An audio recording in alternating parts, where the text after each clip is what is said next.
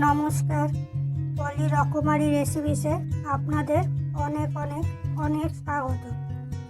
কেমন আছেন সবাই? আশা করি সকলেই খুব ভালো আছেন। আমিও ভীষণ ভালো আছি। আজ আমি নিয়ে এসেছি এক নতুন রেসিপি, কাতলা মাছের পাতলা ঝোল। চলুন দেখা যাক কীভাবে আমি এই রেসিপিটি বানাই। আমি এখানে 6 পিস কাতলা মাছ নিয়ে নিয়েছি। আমি নুন হলুদ মাখিয়ে রেখেছি। আর নিয়েছি 2টো আলু, এরকম লম্বা লম্বা করে কেটে নিয়েছি। আর একটা টমেটো বেটে রেখেছি, বড় সাইজের টমেটো। আর একটা বাটির মধ্যে আমি এখন এখানে কিছু মশলা মিশিয়ে নেব।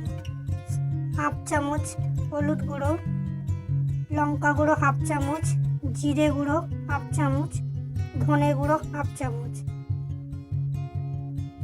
আর নিয়ে নেব 1 চামচ আদা বাটা। আমি এই মশলাগুলোকে একটু জল দিয়ে মিশিয়ে নেব।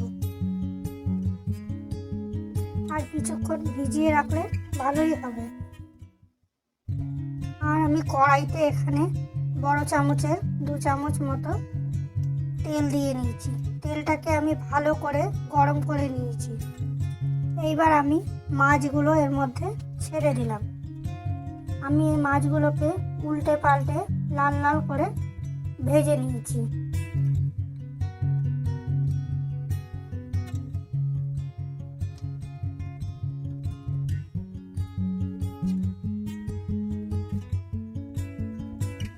আমি ওই তেলের মধ্যে সামান্য সাদা জিরে দিয়ে দিলাম। সাদা জিরাটাকে আমি একটু ভেজে নিলাম। আর আমার কেটে রাখা ওই আলুগুলো দিয়ে দিলাম।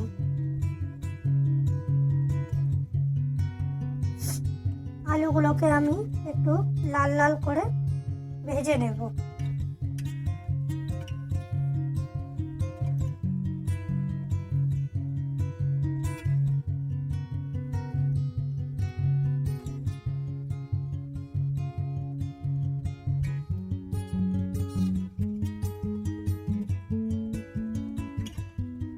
আমি যে মশলার পেস্টটি বানিয়ে রেখেছিলাম, জিরে, ধনে, লঙ্কা, হলুদ, আদা বাটা, সেই পেস্টটি আমি এখানে দিয়ে দেব। দিয়ে আমি একটু নাড়াচাড়া করে নিলাম। আর বাটির গায়ে মশলা লেগেছিল, আমি একটু জল দিয়ে ধুয়ে সেটাও এর মধ্যে দিয়ে দেব।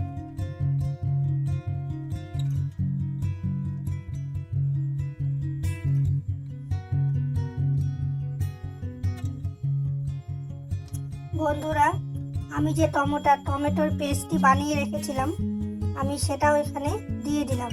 দেখাতে ভুলে গেছি, সরি। একটা বড় সাইজের টমেটো আমি এখানে পেস্ট করে দিয়ে দিলাম। আপনারা আগেই রেখেছেন, টমেটোটা আমি বেটে রেখেছিলাম। বন্ধুরা, টমেটো কেটেও দেওয়া যেত, কিন্তু কেটে দিলে পরে ঝোলটা এতটা ঠিক মশলা মশলা মনে হতো না। তাই আমি টমেটোটাকে বেটে দিয়েছি। দেখতেও ভালো লাগে, আবার খুব পাতলাও হয় না ঝোলটা।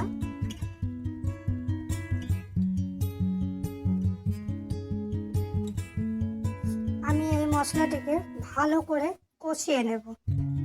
এখানে আমি দিয়ে দিলাম আন্দাজ মতো নুন আর সামান্য একটু চিনি।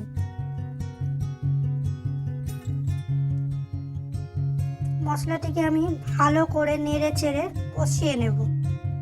যত ভালো করে কষানো হবে ততই কিন্তু রান্নার স্বাদ হবে।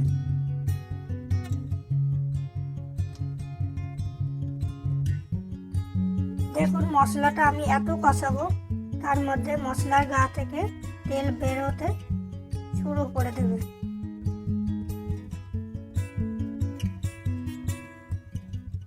বন্ধুরা, আমার কথাতে যদি কোনো ভুল ত্রুটি থেকে থাকে তাহলে ক্ষমা করবেন প্লিজ।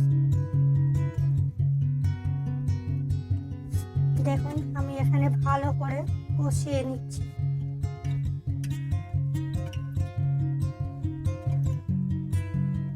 আমি আরো একটু ভালো করে কষিয়ে নিয়ে এর মধ্যে আন্দাজ মতন জল দিয়ে দিলাম। এখানে অনেকটাই জল দিয়েছি, কেননা একটু তো ঝোল রাখবো, যেহেতু পাতলা ঝোল। এবার আমি গ্যাস বাড়িয়ে রেখে এবার আমি ঢাকা দিয়ে দেবো ঝোলটিকে। ঝোলটা ফুটে উঠলে তারপর আমি মাছ দিয়ে দেব।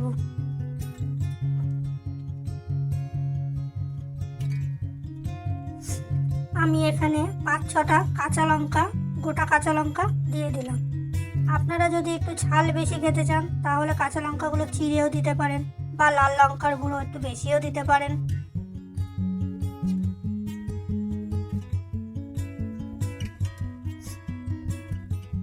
মাছগুলো জলের মধ্যে ডুবিয়ে দিলাম। এবার আমি ঢাকা দিয়ে 2-3 মিনিট মতন হতে দেব। বন্ধুরা, আমার এই রেসিপিটি যদি আপনাদের ভালো লেগে থাকে তাহলে লাইক, শেয়ার আর সাবস্ক্রাইব করতে ভুলবেন না। আর যদি আমার এই রেসিপিটি আপনাদের আরও ভালো লেগে থাকে তাহলে কমেন্ট করে জানাতে একদমই ভুলবেন না।